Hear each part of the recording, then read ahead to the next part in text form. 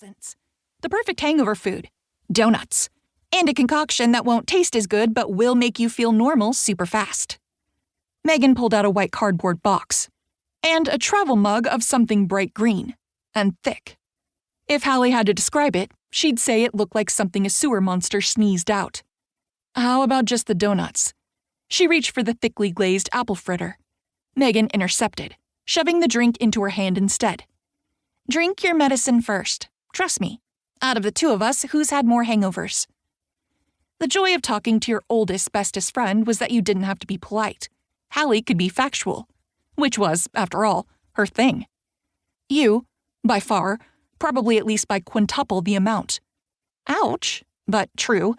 This will reboot your electrolytes and deliver a bunch of other healthy zings to your system. So drink up. Fine.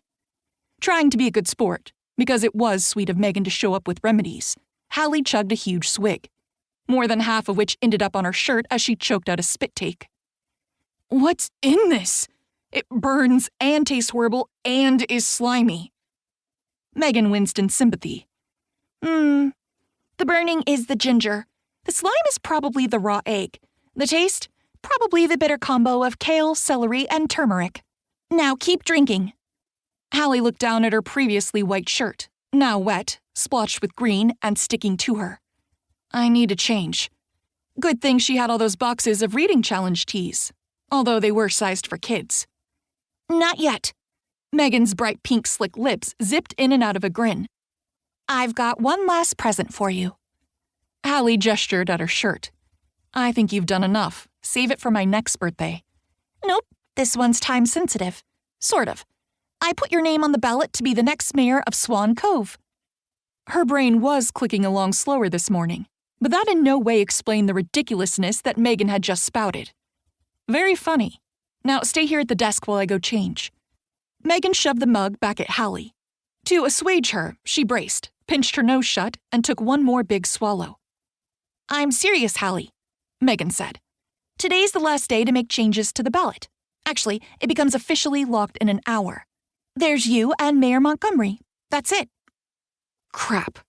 This time her mouth just opened in surprise. Why on earth would you do that? It's what you wanted. Megan spoke slowly, over-enunciating, as if trying to explain something as obvious as how blow-drying hair upside down creates more volume. No. Hallie lifted her hand to tick off points on each finger. Not in any universe, not in any reality, not here, not in Narnia or Regency England or Mars. Nowhere would I want to be mayor. Now Megan's mouth fell agape. But you said so, last night. Not a chance. As far as Hallie was concerned, being mayor ranked right up there with living in a world without air conditioning and antibiotics, and joining a submarine crew despite her extreme claustrophobia. I promise you I did not. You most certainly did. You were ranting on the walk home about what a bad job the mayor's been doing for Swan Cove.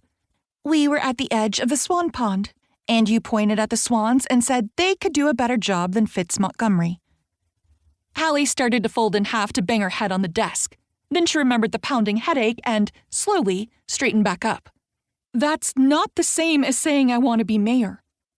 I interpolated. Extrapolated? What am I trying to say?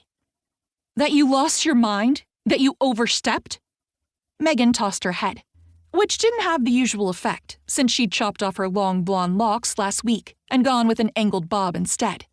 She worked in Swan Cove's toniest salon and considered her own hair to be a walking billboard for her services. She changed up her look every 6 months. You're welcome, by the way, and happy birthday. Hallie half stood to lean across the desk and grab Megan's arm. Go fix it. Get my name off right now. I can't. Of course you can. Megan twisted out of her grip with a crinkle of her nose. First of all, there's only an hour left before the ballot's official, and I have to go open the salon. Can't be late. My little old ladies are sticklers for punctuality. And secondly, only you can take it off. The clerk was very clear explaining that. Protects the validity of the electoral process. Otherwise, any contender could just stroll up and demand someone's name be stricken. Hallie blinked, grabbed the fritter, and took a huge bite. She'd need the sugar for fuel, not just to zoom out of here, but to sustain her through the awkward conversation with the city clerk. Hopefully they could share